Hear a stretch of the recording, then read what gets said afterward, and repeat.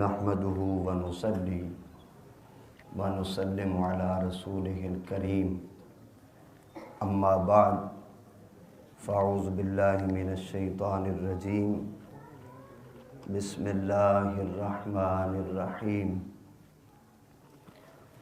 وما جعلنا القبلة التي كنت عليها إلا لنعلم من يتبع الرسول ممن ينقلب على عقبيه صدق الله مولانا العظيم الصلاة والسلام عليك يا سيدي يا رسول الله وعلى آلك وأصحابك سيدي يا حبيب الله الصلاة والسلام عليك يا سيدي يا رحمة للعالمين وعلى آلك وأصحابك یا سیدی یا خاتم النبیین السلام علیکم ورحمۃ اللہ وبرکاتہ۔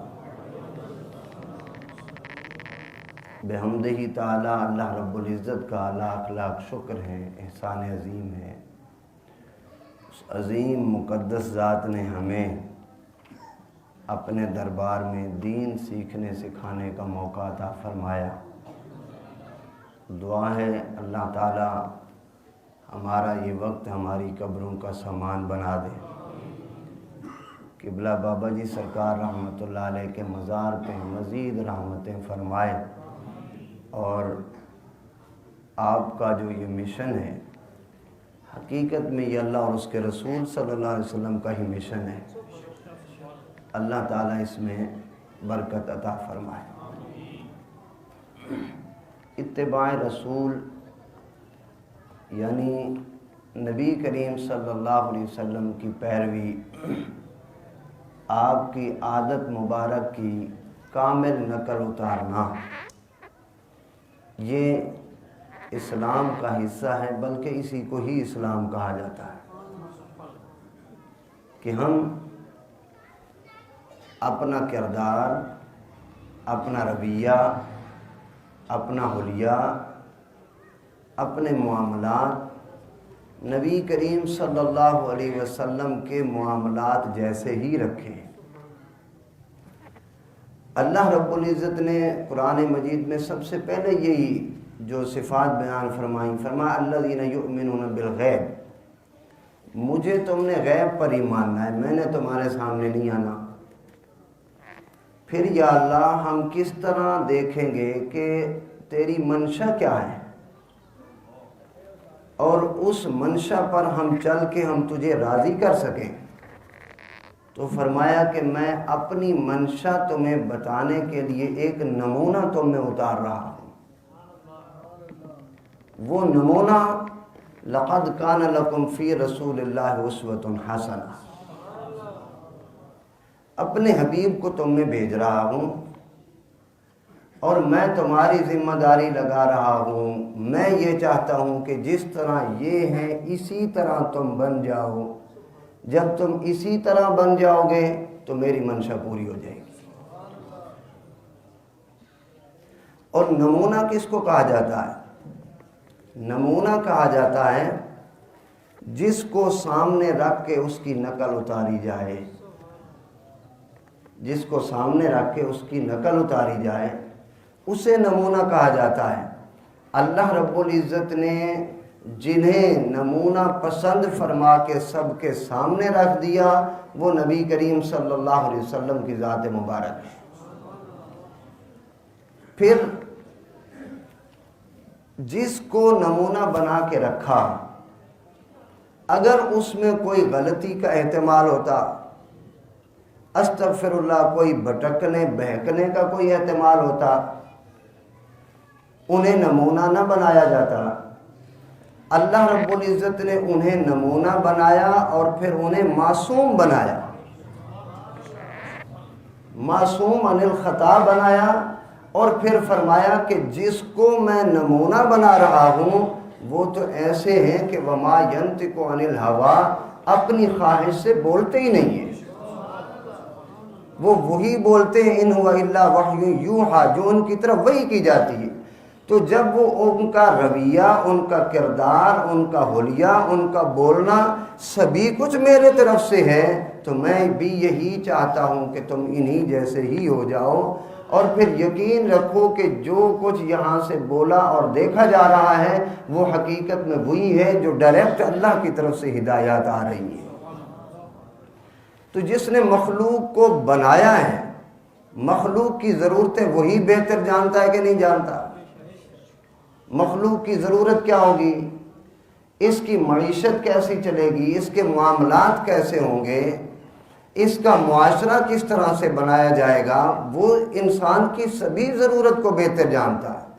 اور پھر نبی کریم صلی اللہ علیہ وسلم نے ہر ضرورت جو ہے جس میدان میں بھی دیکھے، نبی کریم صلی اللہ علیہ وسلم نے ہدایات مکمل فرما دی۔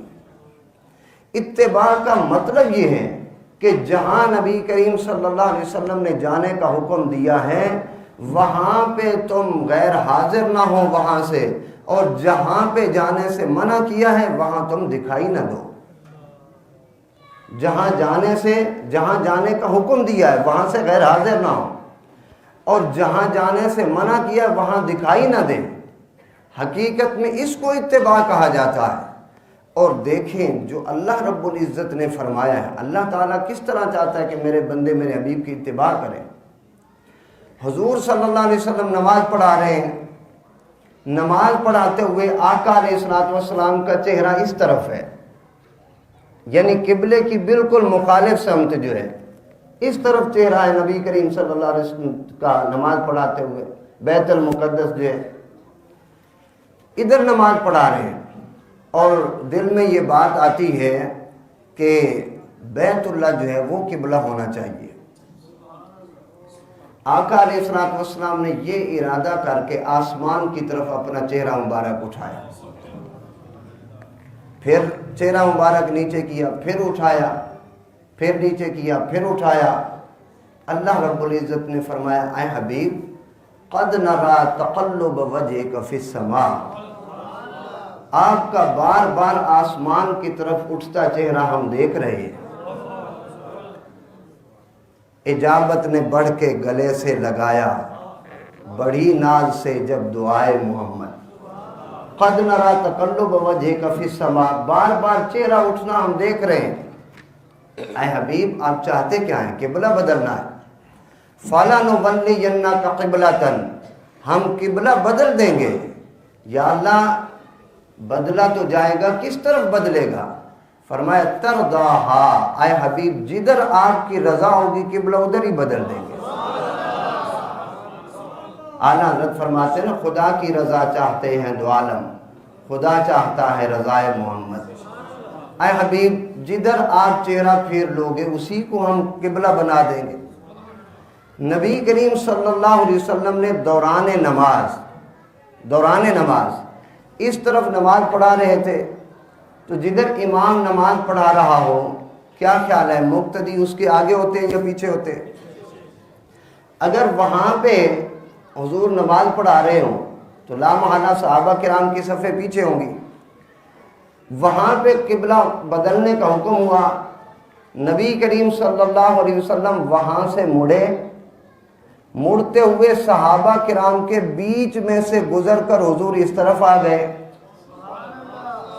اب صحابہ میں سے کسی نے نماز نہیں توڑی، حالانکہ آج ہم اگر اگلے دن نماز کے وقت بدلنے کی بھی بات کریں نا، وقت بدلنے کی، تو ایک دن پہلے بتانا پڑتا ہے۔ یہاں حضور نماز کا وقت تبدیل نہیں فرما رہے تھے، قبلہ تبدیل ہو رہا تھا۔ نماز سے پہلے بتایا بھی نہیں کہ آج ہم ایسا کریں گے۔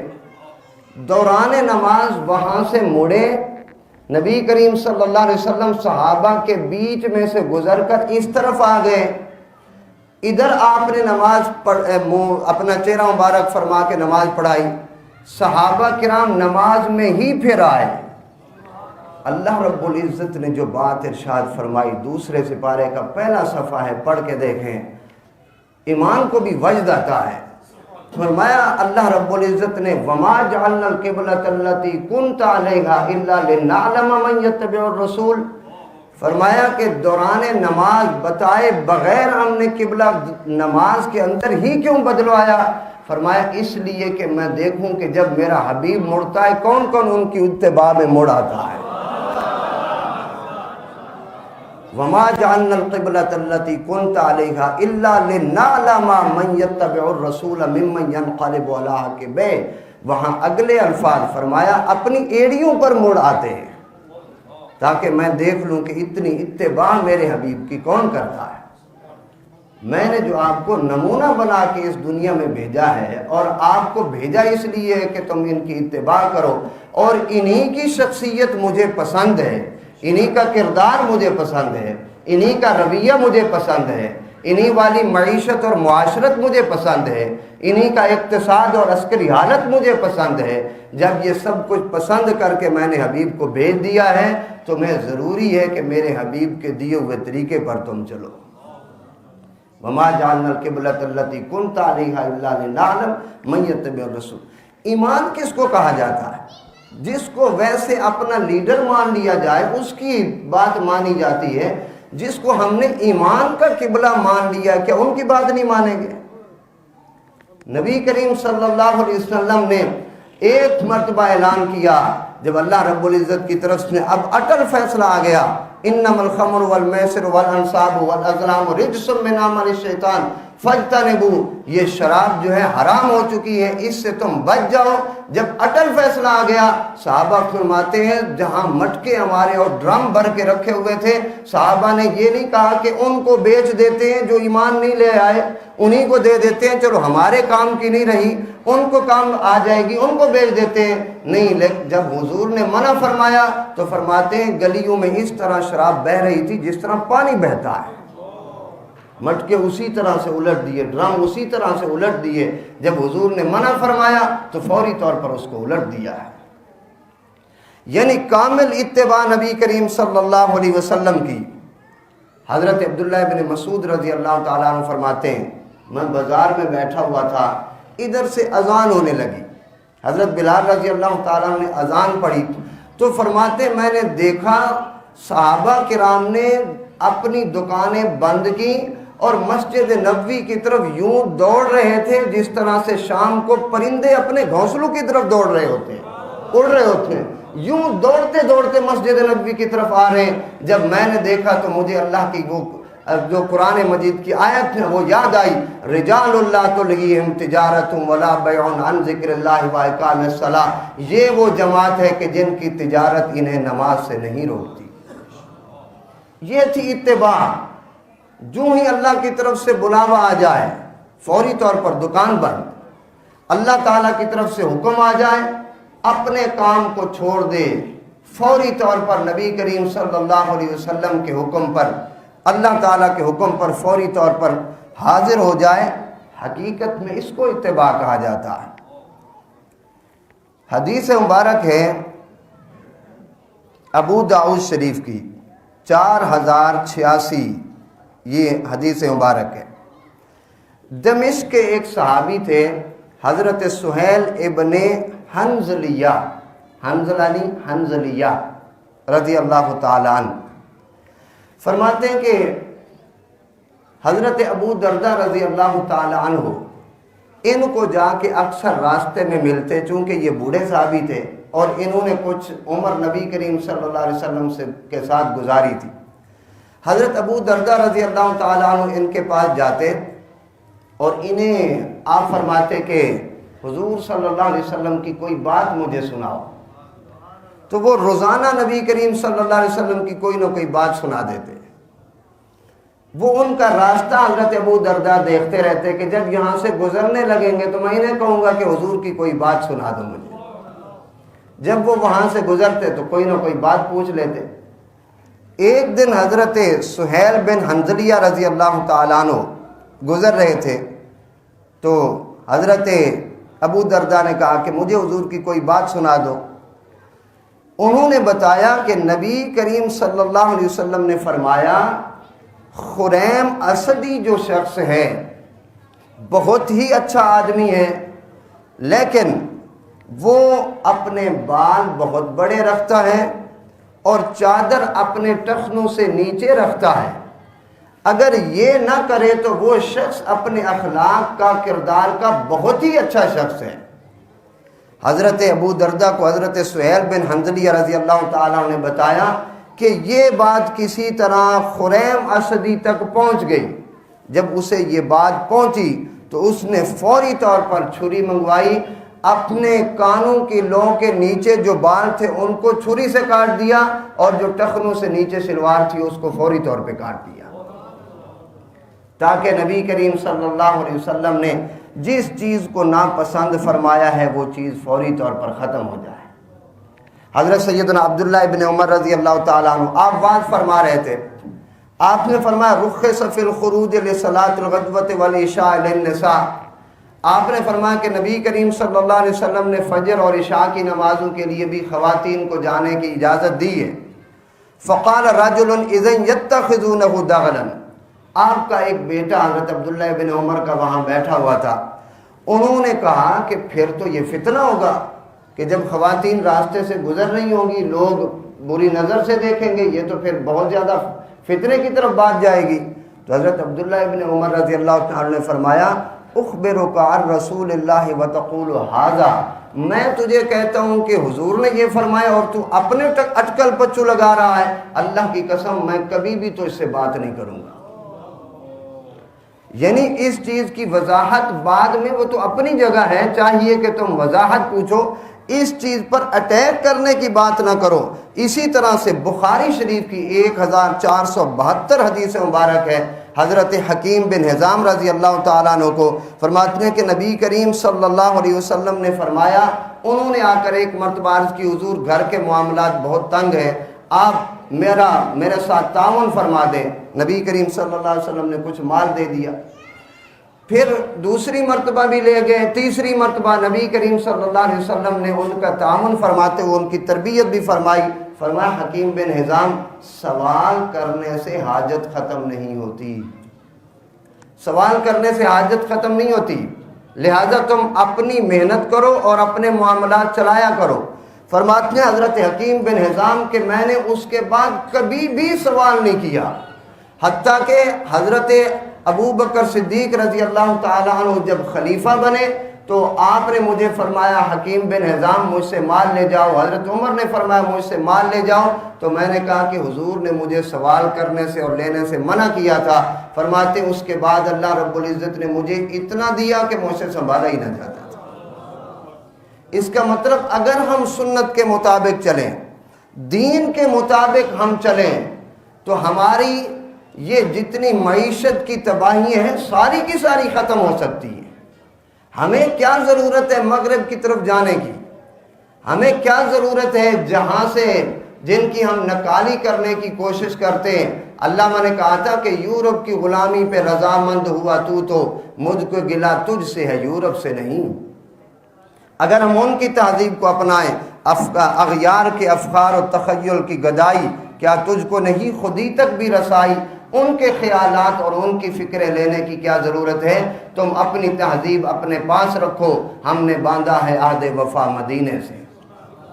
آخری بات میں عرض کروں، دیکھیے یہاں جس طرح سے مغرب کی طرف سے ڈالر اور ان کی طرف سے طرح طرح کے اخراجات مسلمانوں کے اوپر ڈالے گئے تاکہ مسلمانوں سے نبی کریم صلی اللہ علیہ وسلم کی سنت کی اتباع کا جذبہ جو ہے یہ کسی طرح سے کم کیا جائے، لیکن کسی نہ کسی کونے خدرے میں، کسی نہ کسی شہر، کسی نہ کسی دیہات میں اللہ رب العزت نے وہ شخصیات بھی نصیب فرمائیں جنہوں نے اتباع رسول پر ہمیشہ کے لیے پہرا دیا ہے۔ جب لوگ پیرس کی طرف اور لندن کی طرف اور ان کے بڑے بڑے شہروں کی طرف دیکھ رہے تھے اور منہ للچا رہے تھے، اس وقت جانتے ہوئے بریلی کے تاجدار فرما رہے تھے جان و دل ہوش و خرد سب تو مدینے پہنچے، تم نہیں چلتے رضا سارا تو سامان گیا۔ ہمارا دل، ہماری جان، ہمارا ہر خیال نبی کریم صلی اللہ علیہ وسلم کی ذات کی طرف ہی جڑا ہوا ہے۔ علامہ اقبال نے کہا تھا خیرہ نہ کر سکا مجھے جلوہ دانش فرنگ، سرما ہے میری آنکھ کا خاک مدینہ و نجف۔ انشاءاللہ العزیز ہم ہر طرح سے کوشش کریں گے، جب بھی لوگ اگرچہ وہ کسی کو ماڈل بنا کے کھڑے ہو کر کھانا کھا رہے ہوں، ہم انشاءاللہ حضور کی سنت پر عمل کرتے ہوئے بیٹھ کر ہی کھانا کھائیں گے انشاءاللہ العزیز۔ اپنا لباس بھی سنت، اپنا حلیہ، اپنے سبھی معاملات، اور جہاں پر لوگ چار تقریبات جنہوں نے شادی میں بلا وجہ داخل کر دی ہے اور معیشت کی تباہی کر دی ہے، شادی میں اسلام نے صرف وہ نکاح کی تقریب جس کے اندر صرف چھوارے تقسیم کیے جائیں، اور وہ چھوارے بھی لڑکی والوں کے ذمہ نہیں بلکہ وہ بھی لڑکے والے لے کر آتے ہیں۔ جب شریعت نے لڑکی والوں پر چھواروں کی بھی یہ بوجھ نہیں رکھا ہے، تو ہم نے مغرب کی تہذیب سے لے کر یہ قورمے اور بریانیاں بٹورنے کا سارا بوجھ ہم نے بیٹی والوں پر ڈال دیا ہے۔ شریعت اس چیز کو بھی گوارا نہیں کرتی۔ شریعت نے ایک تقریب ولیمے کی دی ہے جو وہ دلہا والے جو ہے وہ کرتے ہیں۔ انشاءاللہ العزیز ہم ان تیل مہندیوں کی لعنتوں سے بچ کے ہم کوشش کریں گے کہ سنت کے مطابق ہم نکاح کریں، سنت کے مطابق ہم شادی کریں۔ جس طرح جنازے کے وقت ہمیں سنت یاد ہوتی ہے، مشکل کے وقت سنت یاد ہوتی ہے، اس طرح خوشی کے وقت بھی تو سنت یاد ہونی چاہیے نا۔ اللہ تعالی ہمیں توفیق نصیب فرمائے۔ وآخر دعوانا ان الحمد للہ رب العالمین۔